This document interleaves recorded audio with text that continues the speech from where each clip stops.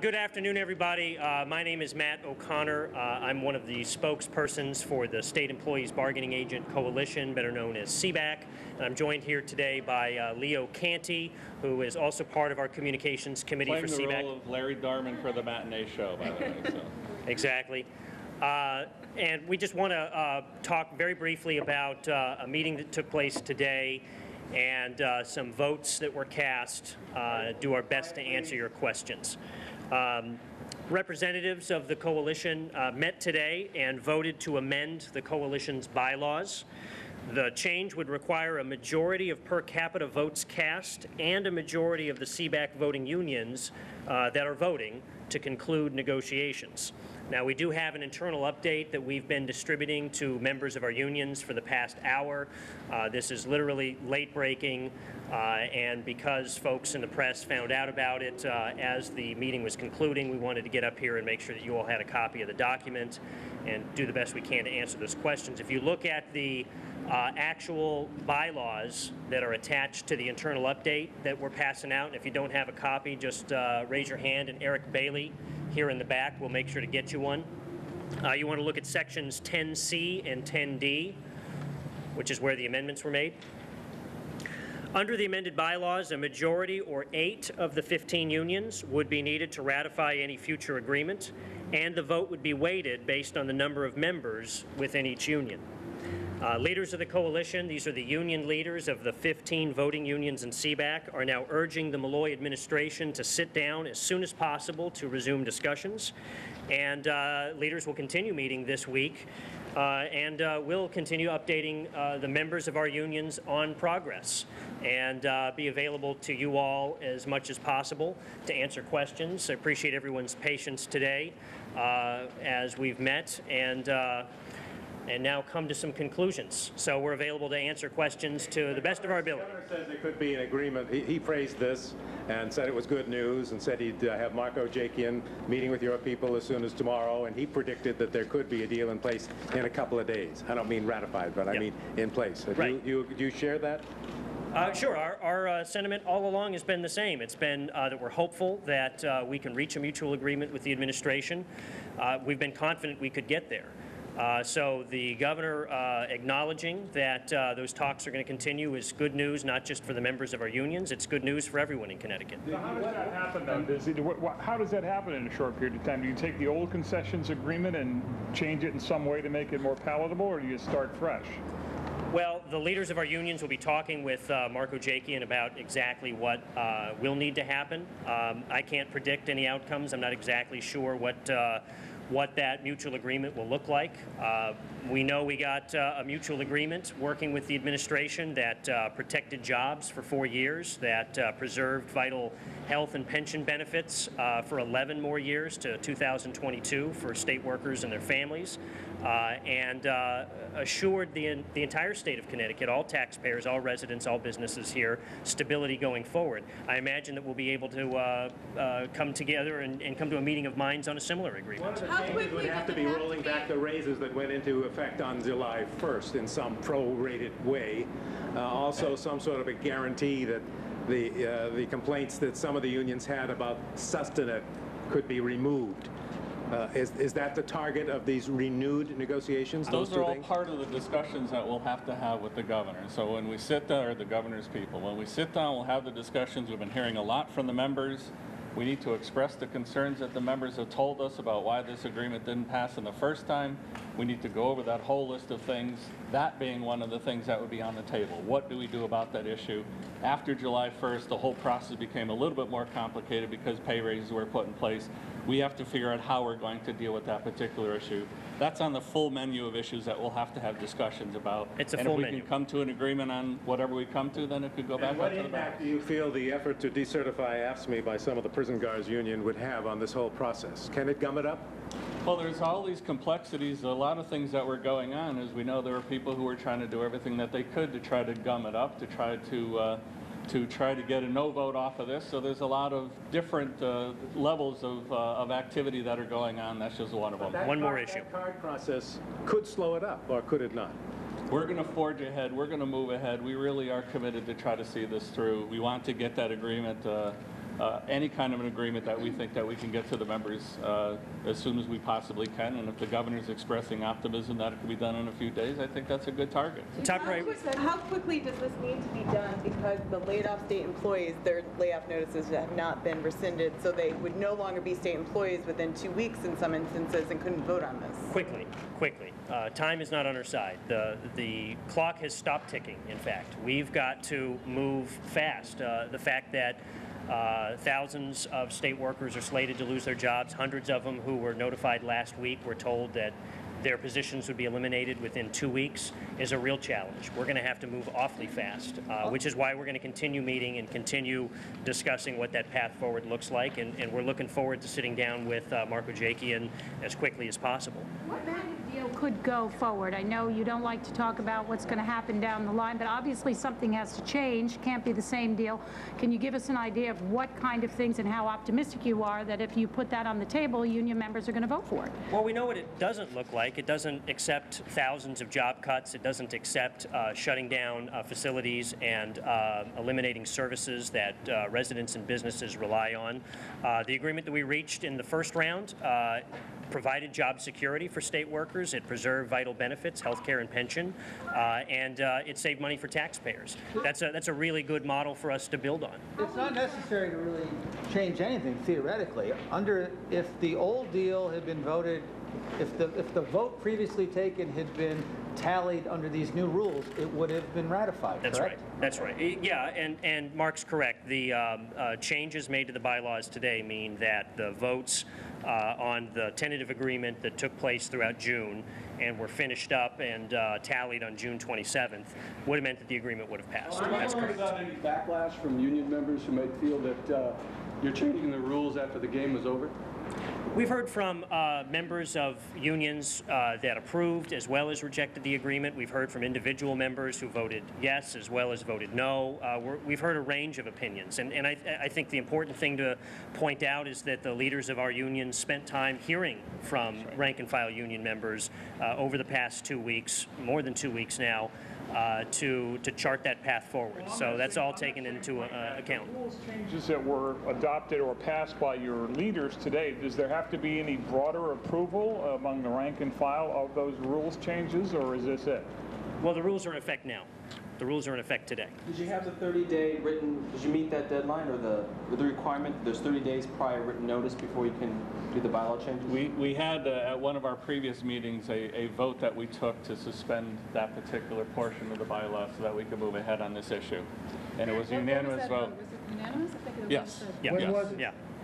It was at the last meeting that we had a couple weeks ago. Even today, the governor used in his statement the word clarification. I mean, do you think it will be more than a clarification that will change? Look, that's part of what we need to do at the table at the discussion. So what we have is we've been hearing a lot, as Matt said, from a lot of our members who are expressing their concerns over the past agreement. We want to bring those concerns forward. In any kind of environment where we have these discussions, hopefully we can make some forward movement on those particular areas. The difference between clarification and changes, that's what we're going to find out to what extent they're there.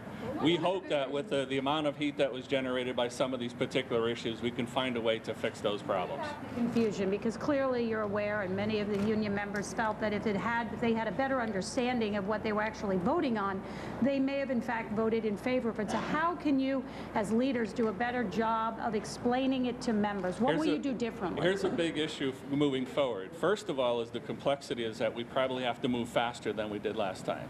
Secondly, on the other side of it is that we've also had 2 or 3 months to look at an awful lot of these issues. I don't know that we're going to end up with an agreement that's entirely different that would require 3 or 4 months of explanation. So most people have had enough time to get to a certain level of understanding about the process and what's there. The next step is to find out what kind of changes we are. And we admit, clearly we did not have a way to get out to 45, 50,000 people in as rapid a process that we possibly could. We're going to work to fix that. We need to make sure that everybody's much more on target, much more informed, and have a much better perspective. There's also a number of different consequences that are happening right now that people didn't understand. We have layoff notices. A lot of those things are real. The cutbacks in services are real. The impact, the negative, terrible impact on the state is becoming real. I think now people are paying a little bit more attention. They will be willing, I think, to look faster, harder at the kind of proposals that if we can get a proposal to come out, they'll be, I think, willing to move faster, and we're willing to give them more information faster. If you don't get the vote you want this time, would you be willing to change the rules again? I think that the point of the decision made today is that union leaders are learning from experience. Our unions are democratic organizations. Our coalition is a federation of democratic organizations, and the most fundamental principle of democracy is majority rule. There's a recognition of that in the changes that were adopted today. Realistically, what's the earliest you think there could be a vote? And would you do it on one day, or are you going to have it scattered like it was last time? We don't know at this point. It's too soon to speculate how quickly we could get started on voting. We have to have an agreement to vote on first. And each of the unions, I think part of the problem that we ran into was the sequencing. In times past when we've had less time, we've consolidated a lot of that voting schedule. So unions have to be able to pick a better day. We spread voting over almost 2 weeks, which meant one unit at a time here and there, and what we need to do is move a lot faster than that. So those are considerations we'll have to pay attention to. If we can come to some kind of agreement that we want to put back out to the membership, then that's going to be one of the things that we have to move really quickly on, and I think an expedited voting schedule will be part of it. And why does the language say to conclude negotiations? Why doesn't it say to ratify? Same thing. Same thing. Yeah, it essentially is the same thing. I guess too many lawyers in the room, if I may. But it really does mean to ratify an agreement. Okay, so 8 out of 7 unions, right? 8 out of 15 must vote to ratify. Now, can you explain the per capita weighted voting again? I mean, how is that going to work? You want to take a stab at that one, Leo? Sure. Each of the 15 unions represents a certain amount of members total. So we have one union that might have about 60 or 70 people. We have another union that has 15,000. So when we get 50% of the unions of the 15 voting to ratify an agreement, there also has to be the second part of it, which those unions have to represent more than 50% of the members. So if a union goes out and it's a 49 to 51%, they will come in and vote. If it's a 40 or 51% yes, they can come in and vote all their votes within the per capita framework of the voting. That particular provision is the same way that we dealt with the 80%. Yep. So what happens is rather than the 80% threshold being made, it's a 50% threshold with the same numbers. AFSCME is over 30%. They got or roughly, it's like 28%. 28%. Yeah. Given what you just said, the governor said many times last week, before he had any serious discussions with anybody in the unions, he needed to see a clear path to victory for this. Do you think you've given him one with these rules? Well, we didn't give the governor anything. This was a decision made by union leaders based on reviewing the entire ratification process, hearing from the 45,000 members of our unions, applying lessons learned from this experience, and following some very basic principles of union democracy. It certainly isn't about the governor. It's about, he's who we have an agreement with and who we eventually need an agreement with, but this has been an internal discussion and a process that's been completed by leadership and the members of their unions. What was the vote today? That's an internal matter. We're not sharing the results of the vote today, but it was passed. It needed a two-thirds threshold for approval, and that two-thirds was met. Yeah. And each of the unions is free to talk with their members about whether they voted or not voted. But and these were votes cast by either the bargaining agent or all 15 units were present and voting today. So you needed at least 10 out of the 15, and you got that. Yes. Correct. So how does the specter of, July 29th is when the 2.5% raises are about to go out. I mean, is that factoring into your time period here? We're closing in on it, so as soon as they see that bump in their paycheck, they're going to be like, oh. It's just one of many factors. There's a lot of factors. There are units that there's a sequence of different things that happen that we have to consider. So those are all part of the discussions that'll happen at the table. It's, there's every day that goes by, there's another little bump in the complexity circle. So getting back to the per capita voting, I'm just trying to straighten this out. Okay, AFSCME is 28%. So if we use some of your examples here, if AFSCME votes, and then the New England Healthcare Unions at 16.3% vote, and then AFT votes at 13.78%, and everybody else votes against it, then it passes? No, you needed 50% of the union, so there needed to be 8 people 8 unions. 8 unions that have membership that equal more than 50%. Right. So you add up the 1 to 15, the number of unions that voted, and then you add up how many people they represent, and if that number is more than 22,500 or whatever, that the 50% might be at the time, then it's there. Yeah. Matt, you were careful to say that we didn't give the governor anything. Are there members out there that feel as if the governor is the one that's kind of behind this with this rules change? Is that why you said that? Well, I would hope not, because that's not the case. The governor has spoken about his concerns for any agreement passing. Those are opinions shared by a lot of folks. The governor hasn't been the driver on this process. This has been about the leaders of our unions responding to rank and file members and responding, frankly, to the reality of what we're all now facing with thousands of job cuts and services being slashed. But are there some members, have they complained to you saying they think that Malloy is the driver of this process? They've complained he's the driver of the layoffs. We've heard a lot of that. Look, we've heard complaints from members on a whole range of issues, and I wouldn't rule any of them out. They're all valid because they're all reflective of how individual union members feel. I think that most union members would agree that allowing democracy to prevail, respecting majority rule, are principles that they can all get behind. And I think that's what was done today. What exactly are you going to say on sustenance to the members? Same thing we've always said. Sustenance has nothing to do with this agreement. The agreement that we just put out for ratification vote. If we end up with, as Leo said, something similar or even really darn close, we'll say the same thing. Has nothing to do with sustenance. Never did, never will. What do you expect to keep the health? You expect to keep the health care initiative still in this package, though? I think it's too soon to say It's what a we expect discussion to for the be, table.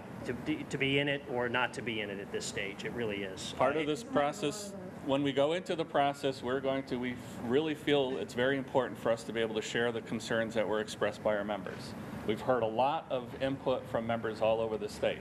We want to make sure that those issues are brought to the table.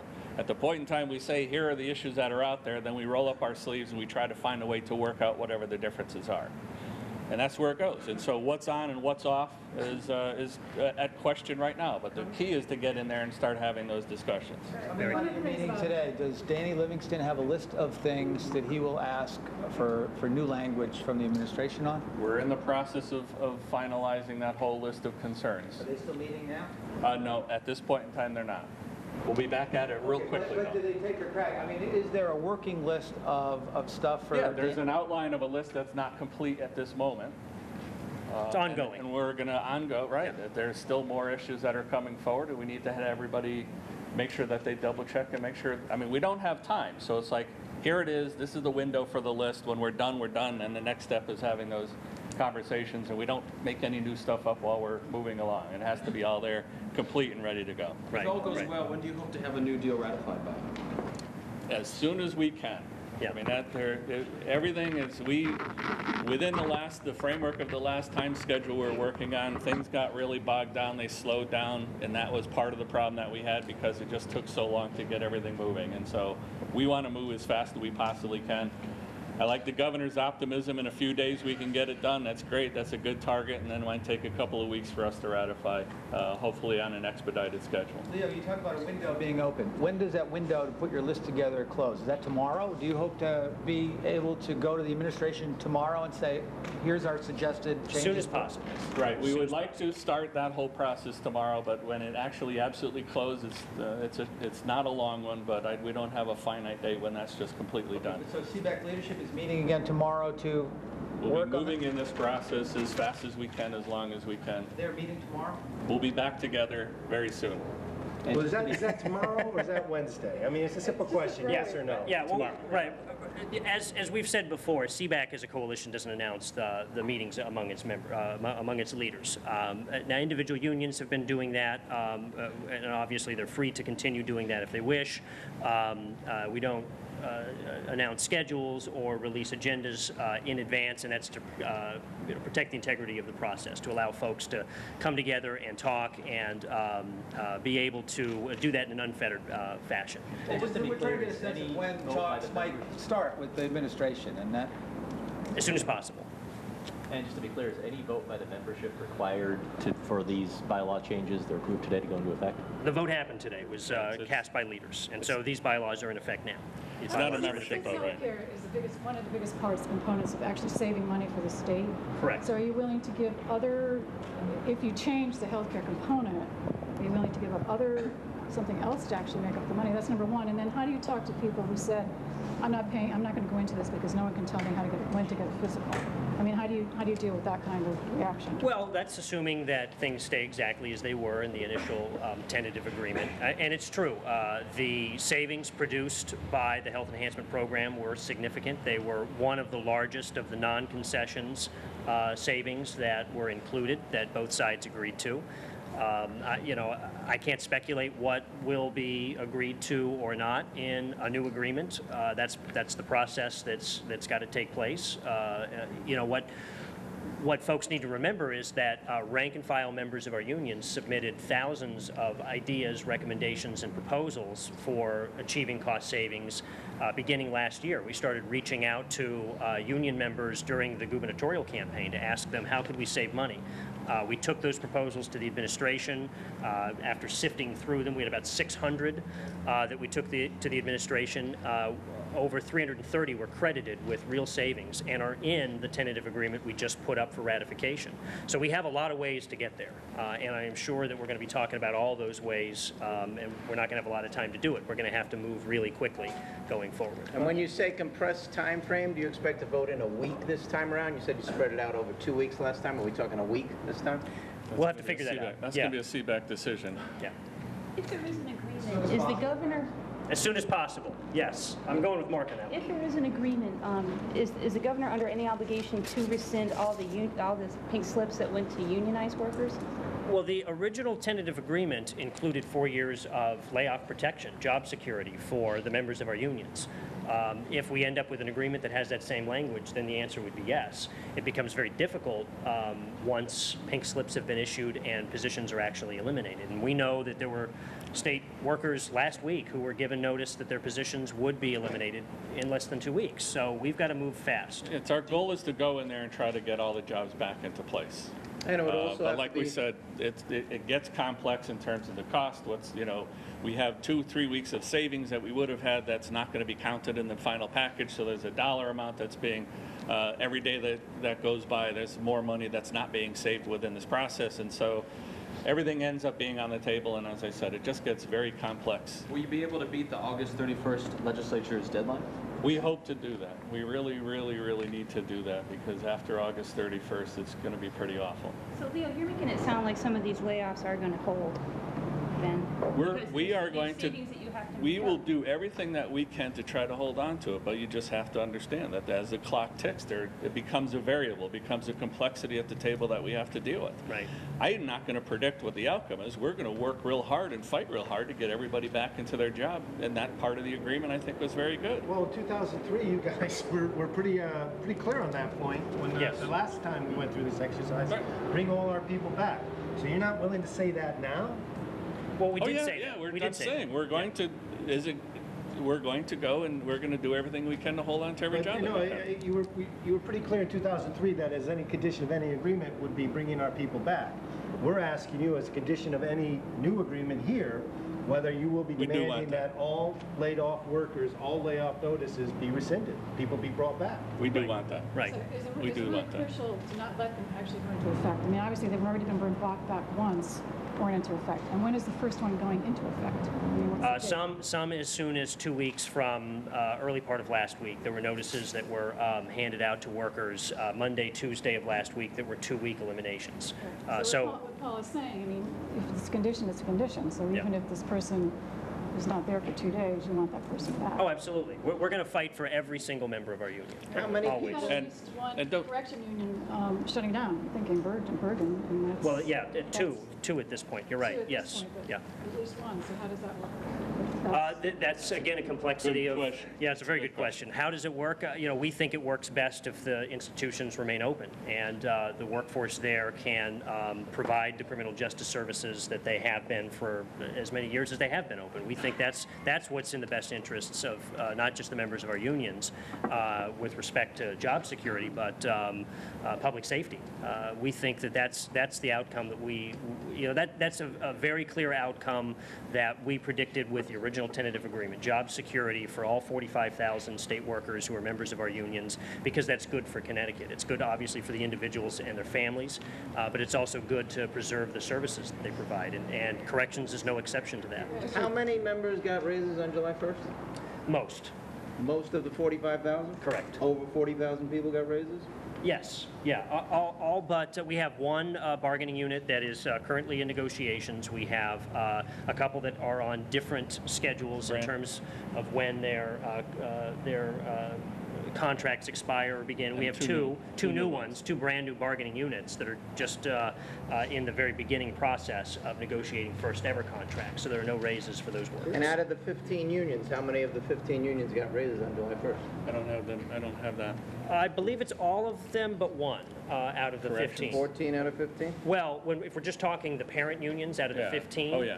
Yeah, it's all but one, which is the AAUP Yukon Health Center, which is a new bargaining unit, and a new union did not. And then there are two other bargaining units that didn't. One in negotiations, one that's new, but they're part of larger unions where their other members did receive raises. And then there are a couple of other smaller units that just have different start dates to their next contract. Matt, I'm reading section C here, and I've seen something that I haven't seen before, when it says a majority of the per capita votes cast and a majority of SEBAC voting unions voting. Yeah. So does this provision allow for some unions to basically abstain? Is it possible? I don't believe that was discussed today, so I couldn't answer that So you don't question. know why it's worded the way it is, voting unions? Well, voting unions means 15, the 15 voting unions, rather than identifying bargaining units. Okay. If that's your question, yeah. So it's the 15 Job unions. security last time was tied to if the unions voted in favor of the contract, they got the security, job Correct. security. Is this the same thing you're supporting going forward? Well, bargaining unit turns it down, they're not covered by that. we're not exactly sure how the agreement that we reached with the administration is going to look. That was the agreement we reached the first time. We supported that structure, one where the job security provisions were tied to individual extended contracts. We'll have to see if we get the same this time. Would it be a deal breaker if those those corrections officers that would have had a job under the first TA now a couple weeks have passed, and of the second TA they're going to close the facilities? So would that be a deal breaker if the administration would not bring them back to work if they want to keep those facilities closed? Well, I don't want to talk about deal breakers at this point. We're too early in the process. What I would like to do is bring forward a member of one of our unions who received a layoff notice. I know a lot of the press have been asking to hear from rank and file members who've been impacted. So we have a union member. He's part of the Connecticut State Police Union. If you step forward and introduce yourself. Right. Yeah, appreciate that. And just introduce yourself, and we'll let folks ask questions. My name's Andrew Katrenia. I'm part of the Connecticut State Police Union. And Sorry, could you speak up? Sure, it's KATRENYA.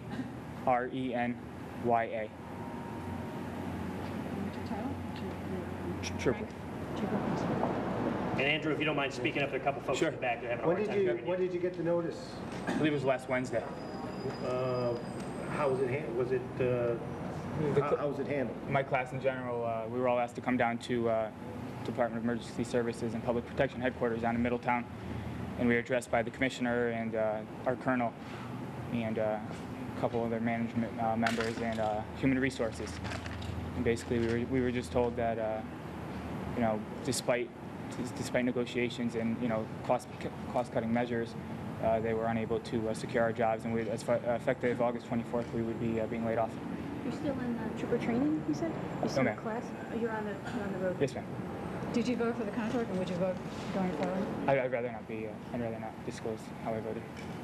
Because most of the people voted against it, so obviously there was reasons, and I was told it was because of health care. What do you want to see changed? What do I want to see changed? Like I said, I'd rather not discuss on my personal opinion on the contract. I can't speak for the entire membership. I know speaking with some of the guys that I do work with, guys and girls that I work with, I know as you said, healthcare. That was some of the concerns. Me personally, like I said, I'd rather not comment on that. Do you think they'll vote for it again a second time around? Do I think the Connecticut State Police Union will vote for it? Can this thing pass? I hope so for my class, for the state of Connecticut. I hope so. And you're anxious today, or? As far Are as you anxious? I mean, as far as your personal situation, your coworker? oh sure, I mean all of us are. I mean, I think myself personally, I have a mortgage. But out of my class, all 57 of us are getting laid off. I like to think myself as in a better position. I have classmates who have newborns on the way, looking to be born after our health care is terminated.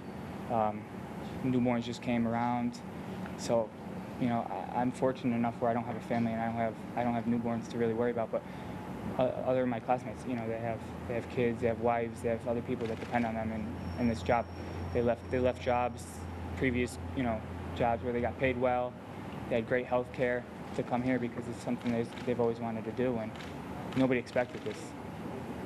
How old are you? People are interested in what you recommend to get this passed. I mean, it sounds like a lot of people want it passed. So.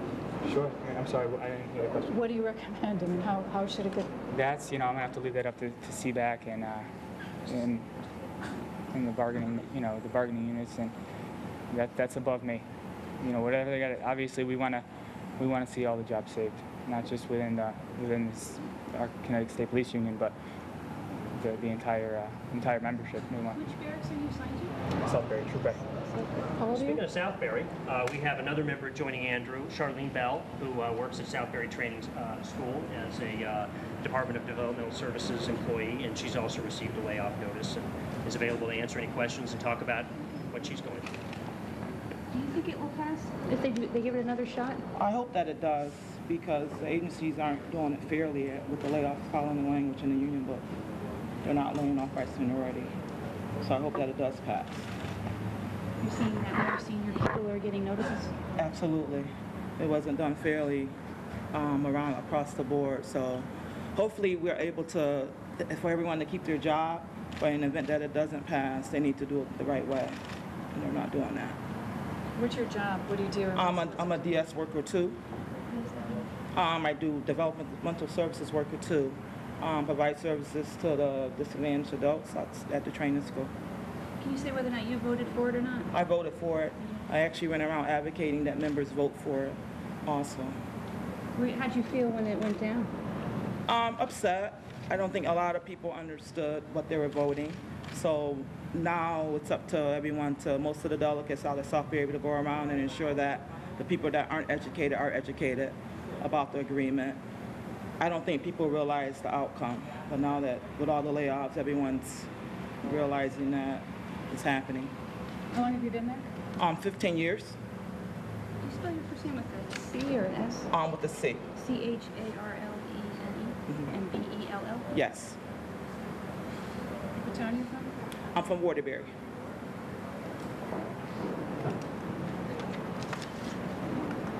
How many people at Southbury are leaving with you? Or There was a total of 17 workers. Total of 39 overall, but 17 DDS workers that were affected. We got hit with layoff notices across all the unions at Southbury Training School. Charlene's a member of 1199 SEIU, the New England Healthcare Employees Union, which is just one of, what, about 4 or 5 unions that we have there? Yes. We have CSEA, SEIU, we have AFSCME, Council 4, so we have several represented at the training school. There were a total of they only kept maybe 3 cooks out of maybe 30 cooks that are assigned there. So they laid off across the board out there at the training school. You're pretty confident, though, that if there is another shot at it, you think people will vote for it? I think that we have to do better with explaining the contract to people and answer the questions that most of the members have. And I'm very confident that it'll pass this time, once it's explained and all the questions are answered. okay. Any other questions for Andrew and Charlene? How old are you? 22, ma'am. 22? Yes, ma'am. Charlene, I got here late. Can I get your name again? Charlene? Charlene Bell with a C. Charlene, and your last name? Bell. B-E-L-L? Yes. And you work where? I work at Southbury Training School. And how long you been there? 15 years. 15 years. And what union are you in? 1199. And you do want to revote? Yes. You do. Andrew, how long have you been on the force? About 15 months we've been on. 15 months we've been on the job. And Andrew, your last name again, please? It's KATRENYA.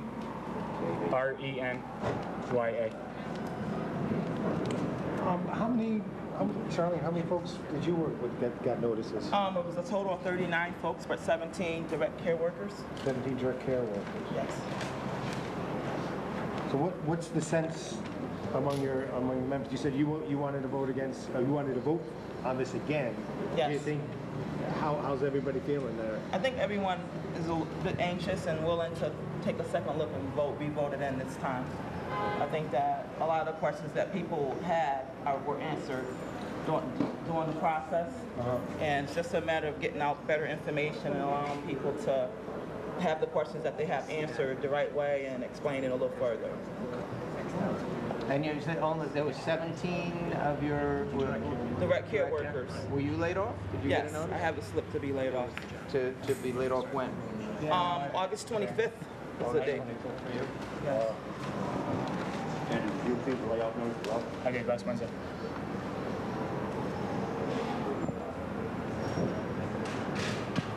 Okay, thank you. Great. All right, Charlene, Andrew, appreciate it. Great. I think, considering we